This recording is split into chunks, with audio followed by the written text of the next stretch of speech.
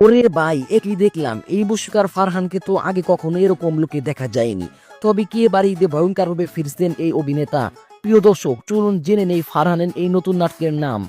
একই সাথে আমরা জেনে নেব আরো কিছু নাটকের নাম যেগুলো ঈদে তুমুল আলোচনায় থাকবে।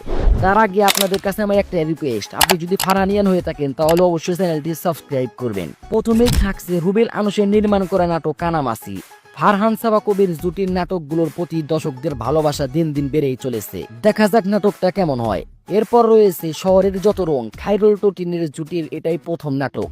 দেখা যাক কেমন হয়। পারিবারিক গল্প ভালোবাসার কম্বিনেশনে বানানো তোমাদের গল্প নাটকটি নিয়ে অনেক আশাবাদী পরিচালক মোহাম্মদ মোস্তফা কামাল। রাত জোবান টটিনির জুটির কস্টিউম রসায়ন তাহলে আবারও জমবে বেশ। একই সাথে ঈদে মুক্তি পাবে নাটক ভুল করে মিস্টেক। এবং প্রিয় দর্শক, এবার আসি ফারহানের ভয়ঙ্করী নাটক নজরের বিষয়ে। ঈদে নজরের শিরোনামের নাটকটিতে ফারহানকে দেখা যাবে ভিন্নধর্মী একটা গল্পে। নাটকটি রোমান্টিক, ইমোশনাল এবং থ্রিলার কম্বিনেশন বানানো হয়েছে। সুতরাং এই নাটকটি আপনাদের অবশ্যই ভালো লাগবে। প্রিয় দর্শক, কোন নাটকের অপেক্ষায় আপনি থাকবেন কমেন্টে লিখে জানাবেন।